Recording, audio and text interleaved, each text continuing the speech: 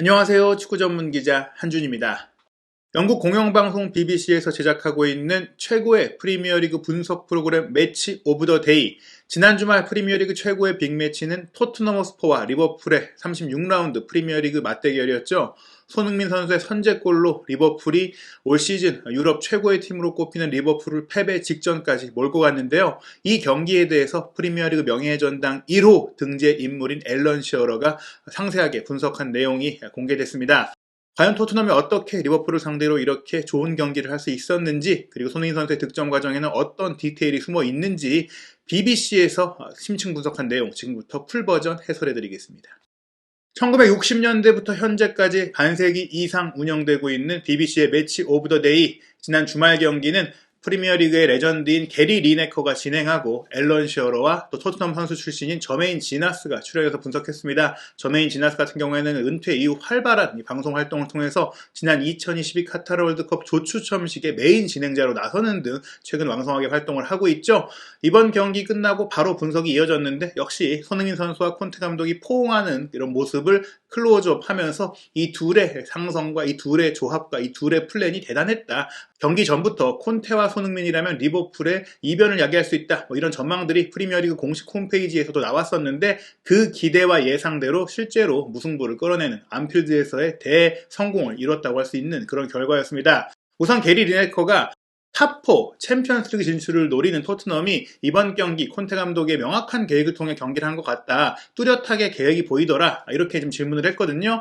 앨런 시어러가 토트넘의 플레이를 분석하면서 확실한 게임 플랜이 있었고 잘 작동했고 특히 수비적으로 슈퍼브 굉장했다라고 얘기하게 되는데요. 물론 수비만 잘한 게 아니라 골을 넣기 위해선 공격도 해야 되니까 상대의 공격을 차단하고 역습 들어갈 때도 역시나 좋았다. 리버풀이 21개나 사실 슈팅을 할 정도로 주도적인 경기를 했지만 유효 슈팅이 3개밖에 안 나왔는데 그게 리버풀의 플레이가 정밀함이 떨어진 것이 아니라 토트넘의 수비를 잘했고 토트넘 선수들이 리버풀의 기회를 유효 슈팅으로 이어질 수 없도록 사전에 차단했기 때문이다 라고 설명을 하게 되는데요. 하나하나 매 순간 every single moment라고 얘기를 하게 돼요. 토트넘 선수들이 적재적소에 뭘 해야 할지 알고 있었다. 완벽하게 준비되어 있었기 때문에 리버풀이 토트넘의 골문을 위협하기가 어려웠다. 실제로 리버풀의 골도 중거리 슈팅을 그냥 시도한 것 아주 위협적인 기회가 아니었는데 굴절되면서 들어갔잖아요. 실질적으로 리버풀이 만들어서 골을 넣지는 못했다. 이렇게 볼 수가 있겠는데요. 앨런 시어러가 높은 곳에서 찍은 이 화면을 통해서 토트넘의 수비 대형을 설명합니다. 지금 보시면 5-4-1 대형이 보일 거예요. 5명의 선수가 뒤로 내려가 있어요. 콘테 감독의 축구가 3백이라고 얘기하는데 이 윙백들의 공격 가담을 굉장히 중요시하지만 리버풀의 막강 화력에 대비하기 위해 좌우 윙백이 이번에는 수비할 때는 일자 라인을 쓰면서 내려갔고 또 3명의 이제 공격수를 전방에 배치하지만 그 중에 2명이 측면에 미드필드처럼 내려와서 4명이 또 일자 라인을 서고 케인 선수가 위에 올라가 있는데 앨런 시어러가 5-4-1로 이제 수비할 때 섰지만 케인이 내려올 때도 있고 손흥민 선수가 올라갈 때도 있다. 이렇게 좀 얘기를 했고요. 일단은 토트넘이 리버풀에 아예 not at all 전혀 공간을 주지 않았다고 설명을 하는데요. 지금 보시면 중앙 지역에 완전히 좁혀 서 있잖아요. 중앙에 아무런 공간을 안 줬으니까 측면으로 공격을 전개하게 되는 리버풀인데 지금 보시면 오른쪽에 이제 패스를 전개했을 때 세세뇽이 달려 나와서 커버해줍니다. 즉 이 대형이 중앙에 머물러 있는 것이 아니라 공의 위치에 따라서 같이 이동하고 또 그 중에 한두 명의 선수가 달려 나가면 그 뒤를 커버하면서 어느 위치를 누가 커버해야 될지 누가 이동하면 그 자리를 어디에서 커버하고 반대편의 빈 공간은 어떻게 대비해야 하는지를 이미 학습하고 준비했다라는 것이죠. 지금 장면 보시면 끊고 나서 역습하는 상황도 나와요. 지금 보시면 세세뇽이 또 한번 살라 쪽으로 공이 높이 오니까 빠르게 달려가서 부딪혀서 따내는데 파울 없이 잘 끊어내는 그런 장면입니다. 살라를 세세뇽이 이날 잘 제어했고 실제로 이제 전반기 지난해 12월에 있었던 리버풀과 토트넘의 경기 당시에서도 주전이 아니었던 세세뇽을 콘테 감독이 잘 써가지고 선전을 했었고 2대2 무승부를 끌어냈던 바가 있는데 최근에 세세뇽이 아무래도 맷 도어티나 레길론과 비교했을 때 세밀함이 떨어지고 어리다 보니까 판단력이 떨어질 수는 있어도 피지컬이 좋고 또 시키는 대로 정말 잘 따라하는 선수다 보니까 창조성이나 허를 찌르는 뭔가 그런 기교는 부족할지 몰라도 이런 본인의 패기를 통해서 살라를 잘 제어했다 이렇게 볼 수가 있겠고요. 시어러는 이 장면을 보면서 장면 설명도 있지만 로메로가 정말 언제나 잘하는 정말 대단한 로메로뿐만 아니라 토트넘의 세세뇽, 다이어, 에메르송, 데이비스까지도 이날의 수비를 다 잘해줬기 때문에 토트넘이 리버풀을 막을 수 있었다. 로메로 하나가 잘해서 나온 결과는 아니다라고 강조를 했고요. 게다가 벤 데이비스를 개인적으로는 맨 오브 더 매치 최고의 선수로 꼽고 싶다라고 시어러가 얘기를 합니다. 이 장면을 조금 더 보면은 세세뇽이 살라의 공을 따내고 역습까지 바로 전개해요. 공을 운반해 나가다가 알렉산더 아놀드가 본인을 압박하러 오니까 손흥민 선수에게 공을 내주고 또 손흥민 선수가 이 공을 잡고 타고 올라가니까 파비뉴가 커버해서 내려오고 뭐 이런 장면들이 연쇄적으로 나오고 코나테가 따라가고 뭐 이렇게 역습이 전개되는데 끊고 역습하고 분명히 토트넘이 리버풀을 상대로는 뭐 빌드업도 빌드업이지만 일단 역습 축구를 준비한 것은 사실이라고 할 수 있겠고요. 리버풀은 이런 토트넘의 수비를 공략하기 위해 다양한 시도를 하게 되고 아무래도 공간이 없다 보니까 시원시원하게 크로스 패스를 때려 넣으면서 문전 위험 지역으로 공을 투입해서 거기서 세컨드 볼을 노리겠다라는 그런 의지를 보였는데요. 그 세컨드 볼에 대한 투쟁력이 대단했어요. 콘테 감독이 평소에 많이 강조하는 말이 상대를 죽여야 된다, 킬, 잡아먹어야 된다 뭐 이런 얘기를 합니다. 그게 공을 다툴 때 이 공이 정말 내가 정말 너무나 간절하다. 매 공을 내가 정말 마지막 공이라고 생각할 정도로 달려들어야 된다. 그런 의지를 보여준다라고 강조를 했는데 실제로 모든 경기에서 그렇게 최대치를 선수들이 보여주지는 못해요. 근데 이번 경기는 확실하게 선수들이 그걸 보여줬다. 오른쪽에서 아놀드의 크로스가 문전으로 올라왔잖아요. 이때 사실은 평소에 수비적으로 열심히 하더라도 좀 실수도 나오고 집중력도 부족하고 이렇게 지적을 받던 에메르송 로얄 선수가 지금 보시면 디아스와 마네 이 두 명이 달려드는 상태에서 상대를 커버하면서도 먼저 위치를 잘 잡고 뛰어 올라서 헤더 커트를 해냈고요. 그리고 흐른 공은 또 한 번 다이어가 헤더로 걷어내면서 마치 시어러는 토트넘 선수들이 어디로 공이 올지를 다 알고 있는 것 같았다. 근데 실제로 어떤 위치가 위험하고 어디로 공이 떨어지면 안 되는지를 사전에 학습했고 공이 튀어나올 때 어디로 갈지 사실 알기 어렵지만 그런 것들을 고도의 집중력을 갖고 사전에 대비를 했기 때문에 콘테 감독이 이미 디테일하게 훈련을 시켰기 때문에 이렇게 선수들이 기민하게 잘 반응할 수 있었다고 볼 수 있겠습니다. 그 다음에도 사실은 흘러나온 공을 향해서 리버풀이 개겐 프레싱, 역압박, 쇼트 카운터 이런 카운터 프레스를 정말 잘하는 팀이다 보니까 흘러나온 공을 달려들고 그러다 보니까 사실 뒷라인이 좀 높아지더라도 리버풀이 높은 곳에서 공을 뺏고 빠르게 속도를 내면서 공격하는 그런 역동적인 축구를 하는데 지금 보시면은 로얄이 헤더 따냈죠, 다이어가 걷어냈죠, 그리고 흐른 공을 다시 한번 리버풀 선수가 달려왔지만 벤탄쿠르가 또 제어해줬죠. 벤탄쿠르가 제어하면서 또 공이 흘렀어요. 그때 마네가 쫓아오지만 그보다 먼저 앞서서 로메로가 주시하고 있어요. 보시면 벤탄쿠르가 공을 병합하는 것을 로메로가 열심히 보고 있고 로얄도 보고 있고 모든 선수들이 잘 집중을 하고 있습니다. 그러면서도 주변에 본인이 커버해야 될 선수들을 인지하고 있는 거예요. 많은 그 시야를 확보하고 있는 것이죠. 로메로가 차단했죠. 차단해서 이제 공을 운반해 나가다가 또 파비뉴가 달려와서 압박하니까 로메로가 공을 뺏겼어요. 여기서 로얄이 집중력을 잃었다면 바로 리버풀이 슈팅까지 갈 수 있었습니다. 그러나 로얄도 흔들리지 않고 바로 따라와서 그 공을 걷어내버렸습니다. 앨런 시어가 이렇게 얘기합니다. 박스 안으로 공이 투입되면 어떤 상황으로 공이 오든 토트넘 선수들은 관계없이 처리해냈습니다. 태클하고 부딪히고 걷어냈죠. 크로스가 오든 침투가 오든 돌파가 오든 뭐 공이 흘러나오든 선수들이 집중해서 몸을 부딪히든지 걷어내든지 할 수 있는 모든 방법을 동원해서 공을 위험 지역에서 처리해냈다라는 것이죠. 이 장면 같은 경우는 이제 스루 패스가 로빙으로 들어오는 상태였는데 살라 쪽으로 들어오잖아요. 살라르 선수를 세세뇽이 맡고 있지만 데이비스가 함께 커버합니다. 왼쪽 윙백이 세세뇽, 왼쪽 센터백인 데이비스가 함께 커버하는데 사실 위험지역이고 페널티킥을 내줄 수도 있고 살라의 기술이 워낙 좋지만 쫄지 않았다. 용감한 플레이를 보여줬다. 이게 필요했던 플레이다. 여기서 조금 주저하거나 조금은 망설이 있는 순간 기회를 내주게 되는데 그러지 않고 데이비스가 공을 향해서 먼저 몸을 밀어 넣으면서 막아냈다. 세세뇽이 같이 있었지만 데이비스가 살라가 공을 컨트롤하는 순간 몸을 집어넣어버리니까 사실은 공간 자체가 없어지잖아요. 그 뒤에 호이비에르도 커버하고 있지만 몸을 눕히면서 공을 차단하니까 살라가 빼내거나 드랙백을 하거나 어떤 여지도 할 수가 없었던 것이죠. 지금 보시면 이제 측면에서 또 한 번 공이 이제 들어온 상태인데 좋은 장면이에요. 알렉산더 아놀드가 마네에게 공을 딱 패스를 했는데 마네가 잡는 척하면서 흘려주면서 핸더슨이 침투하는 정말 좋은 3자의 움직임이었지만 이것조차도 다이어가 끝까지 집중을 하고 있습니다. 벤 데이비스가 마네를 따라 올라가잖아요. 마네가 데이비스가 따쳐하는 걸 알고 공을 안 잡고 흘렸을 때 그 흐른 공을 핸더슨이 침투했음에도 불구하고 다이어가 차단하는 모습, 이런 플레이를 보면서 분명히 이제 시어러는 토트넘 팬들이 기뻤을 것이다. 이렇게 정말 좋은 수비를 펼치는 것, 선수들이 집중하는 것, 투쟁심을 보이는 것이 만족스러웠을 것이다라고 하고요. 또 코너킥 장면, 토트넘의 가장 그 약점 중에 하나로 꼽히는 코너킥인데 지금 보시면 벤 데이비스가 디아스를 잡고 있잖아요. 이 디아스를 끝까지 책임지는 모습이 대단합니다. 코너킥이 올라왔을 때 판데이크가 큰 키와 좋은 타점을 가지고 헤더를 떨궈줬을 때 디아스가 데이비스한테 묶여있다가 뒤로 빠져나와서 발리 슈팅을 시도하는데 데이비스가 그 슈팅 동선을 그대로 쫓아가서 몸으로 막아낸 겁니다. 데이비스가 이날 사실 시어러가 여러 번 언급을 하게 되는데 좋은 블로킹을 많이 했어요. 그러니까 몸을 언제 밀어넣어야 되느냐,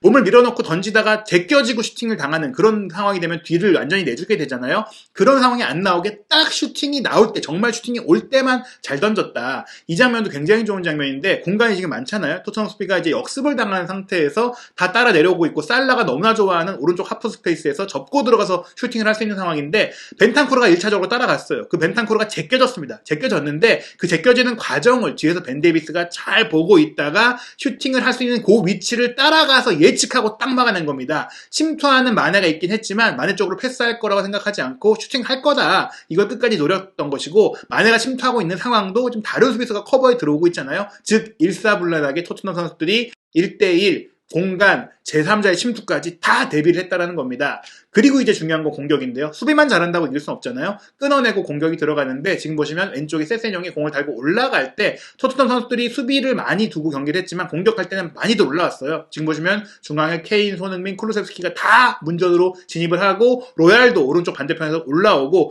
두 명의 미드필드까지도 함께 올라와서 공격에는 가담했다. 수비도 잘했지만 전진도 했다라는 것이고요. 그리고 나서 이제 크로스패스가 알렉산더 아놀드가 차단이 되긴 했지만 결국엔 크로스패스가 이루어질 때 3명의 선수가 다 문전 내에서 슈팅할 수 있는 위치에 가 있었고, 그 뒤에 2명의 호이비에르와 벤탄쿠르가 커버하고 있고 데이비스와 로얄까지도 페널티 에어리어 양쪽 외곽 지역에 있는 것을 보면서 이렇게 많은 선수들이 4-5명이 우르르 올라오는 그런 역습을 통해서 리버풀에게 경고를 보냈다. 토트넘이 뒤로 내려앉아 있지만 역습할 때는 다 올라오니까 너네도 뛰어 내려와야 된다. 리버풀도 뒤를 신경 쓸 수밖에 없고 리버풀도 많은 체력과 활동량을 쏟아볼 수밖에 없는 게임 플랜을 만든 것이죠. 그리고 토트넘의 득점 장면인데요. 토트넘이 리버풀의 공격, 코너킥 공격을 차단하고 나서 조금은 전형이 흐트러져 있을 때, 리버풀도 흐트러져 있던 순간인데 로리스 골키퍼가 길게 로얄에게 차줍니다. 로얄에게 차준 것이 굉장히 좋았어요. 로얄이 왼쪽에 와 있었고 로얄이 이 위치에 있을 거라고 예상하지 못한 순간에 세세뇽이 왼쪽, 손흥민 선수와 케인 선수가 전방, 쿠루세스키가 오른쪽에 가 있는 이 4명의 선수, 항상 공격할 때, 역습할 때 달려 들어가는 이 4명의 선수가 달려들 자세를 하고 있을 때 로얄이 길게 공을 케인 선수 쪽으로 찹니다. 그리고 케인 선수는 이 공을 잘 확보를 했고요. 그런 상태에서 3명이 케인 선수 앞쪽으로 침투를 하게 되는데요. 이때 손흥민 선수가 수비도 2명을 달고 문전 우측으로 이동하고 그렇게 생긴 공간으로 케인이 치고 들어오고 그 반대편 공간으로 세세뇽이 함께 올라오고 그 오른쪽, 그 반대편에는 또 클루세스키가 와 있었어요. 즉 어느 쪽으로든지 공격을 전개할 수 있도록 패스 코스를 많이 열어놨고 리버풀 수비가 분산되도록 해놓은 것이죠. 사실 여기서 이제 케인 선수가 세세뇽에게 패스하고 세세뇽이 손흥민 선수에게 패스하고 손흥민 선수가 밀어넣는데 케인도 슈팅을 할 수 있었고 세세뇽도 슈팅을 할 수 있었지만 결국에는 가장 확실하게 마무리할 수 있는 손흥민 선수에게 패스를 했던 이 팀플레이와 이타심이 중요하다. 앨런 시어러도 웃으면서 이렇게 얘기합니다. 저는 솔직히 여기서 케인이 슈팅하지 않은 것 보고 믿기 어려웠습니다. 이 정도 각도 열렸으면 케인 선수가 그냥 때렸거든요. 이전에는 자신의 슈팅력을 믿고 또 자신이 골을 넣겠다라는 의지를 보였는데 확실하게 준비된 플레이가 있던 겁니다. 콘테 감독이 훈련장에서 이럴 때 슈팅 때려서 턴오버 나오거나 무산되는 게 아니라 확실하게 침착하게 연결해서 빈 선수가 프리하게 넣을 수 있게 해줘야 된다. 손흥민 선수의 위치 선동도 좋았고 세세뇽의 패스도 좋았고 케인의 이타심도 좋았다. 정말 옳은 선택이었다. 라이트 시전이었다고 하면서 시어러는 이 플레이야말로 토트넘이 오늘 보여준 플레이는 콘테가 정확하게 원했던 플레이입니다. 이게 선수들이 즉흥적으로 우연히 만들어낸 게 아니라 일주일간의 훈련을 통해서 리버풀을 어떻게 상대해야 하는지를 디테일하고 세밀하게 준비한 것이다. 실제로 경기 끝나고 벤 데이비스가 이 모든 플레이가 콘테 감독이 정말 너무나 세부적으로 얘기해줬다. 어디로 누가 올라가면 누가 어디로 가 있어야 되고 그런 것들을 다 알려줬다. 손흥민 선수도 너무나 디테일한 훈련에 놀랄 정도다. 많은 걸 배운다라고 얘기하고 있는데 이런 콘테 감독의 경기 계획이 리버풀을 정말 패배의 위기까지 몰고 갔던 것이고요. 앨런 시어러는 정말 브릴리언트한 플레이였다. 토트넘이 정말 잘했고 리버풀에게 정말 진정한 좌절감을 안겼다. 리버풀이 올 시즌에 정말 대부분의 경기를 다 이기고 있는데 홈에서 특히 홈에서는 12연승을 하고 있었는데 이렇게 좀 정말 패배 진정까지 몰렸던 경기, 심지어 골도 굴절골로 넣었다는 것, 리버풀을 상대로 토트넘의 플레이가 완벽했다라고 얘기하는 것이죠. 물론 리버풀에게는 조금 억울한 부분도 있을 것 같습니다. 경기 끝나고 클롭 감독도 우리는 3일에 한 번씩 경기하고 있고 토트넘은 일주일에 한 번을 경기하면서 우리를 준비했고 월드클래스 감독과 월드클래스 선수가 있는 팀이 우리를 상대로 일주일을 준비하면 이럴 수밖에 없는 거 아니냐라고 항변을 했는데요. 게리 리네커가 그러면서 이제 시어러가 그러면 토트넘이 잘한 점을 짚어줬으니 리버풀의 관점에서는 어떤 것이 부족했는지 지나스에게 물어보게 됩니다. 지나스는 일단 다들 아시다시피 리버풀이 최근 몇 주간 정말 치열한 몇 주를 보냈다. 어쩌면 한 달이 그랬다.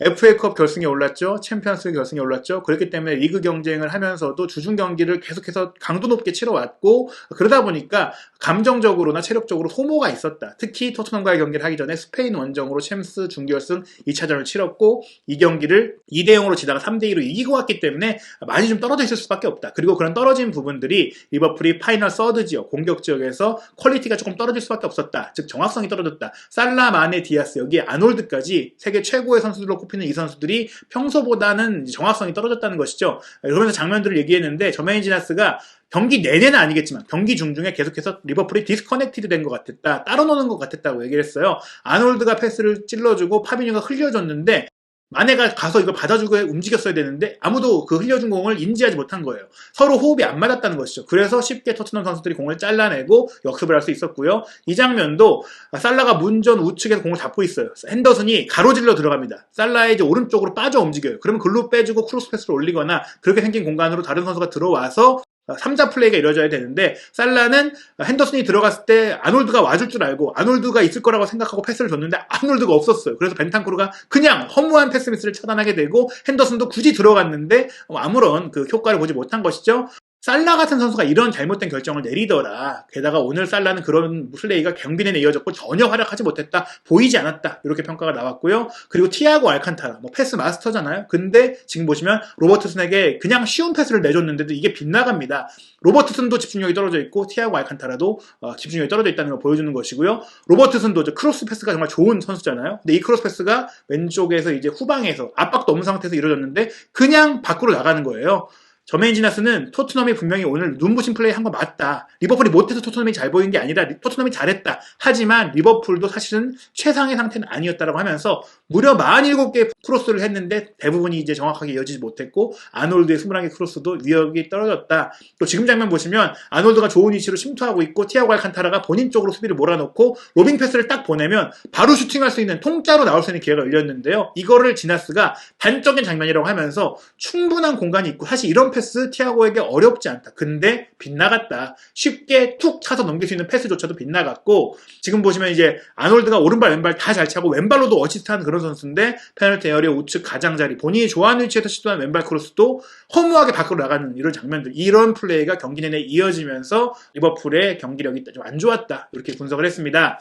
결과적으로 토트넘은 올 시즌 프리미어리그 우승 경쟁을 하고 있고 FA컵에서도 두 팀 다 4강에 올랐고 챔스도 4강에 오른 현재 유럽 최강인 맨시티와 리버풀을 상대로 한 번도 지지 않고 시즌을 마쳤습니다. 그리고 손흥민 선수는 이 4경기에서 모두 공격 포인트를 올렸습니다. 올 시즌 리그 개막전이었던 맨시티와 홈 경기에서 토트넘이 손흥민 선수의 결승골로 1대0으로 이겼고 또 리버풀과의 지난해 12월 홈 경기도 2대2로 비겼고 또 지난 2월 달에 손흥민 선수의 멀티 도움이 나오면서 맨시티 원정 3대2로 이겼고 이번에 안필드 원정 1대1 무승부까지 물론 아스널이 사실은 36라운드에서 리즈 유나이티드의 2대1 승리를 거두며 다시 좀 크게 앞서갔어요. 승점 66점이 되면서 승점 차이가 4점으로 벌어지게 됐고 토트넘이 4위를 탈환하기가 쉽지는 않아졌는데요. 하지만 희망이 없는 것은 아닙니다. 일단은 리버풀 입장에서는 맨시티도 이 36라운드 뉴캐슬전 5대0 대승으로 승점 차이를 3점으로 벌리게 되면서 이번 경기 리버풀과 토트넘이 모두 비기면서 각각 우승과 4위 도전이 좀 어려워진 상황이긴 한데요.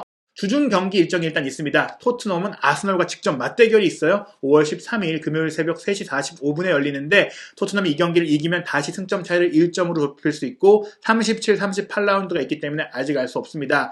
리버풀은 에스턴 빌라와 원정 경기를 5월 11일 새벽 4시에 치르고요. 맨시티는 울버햄튼과 원정 경기를 5월 12일 목요일 새벽 4시 15분에 치르는데 황희찬 선수가 뛰고 있는 울버햄튼이 최근에 첼시와도 비겼고 또 황희찬 선수가 뒷공간이 많은 팀을 상대로 잘하기 때문에 맨시티전 황희찬 선수의 활약까지 궁금해집니다. 토트넘의 북런던 더비부터 프리미어리그의 주요 이슈 새롭게 출범한 한준TV 새롭게 구독해주시고 많은 관심과 시청 부탁드리겠습니다.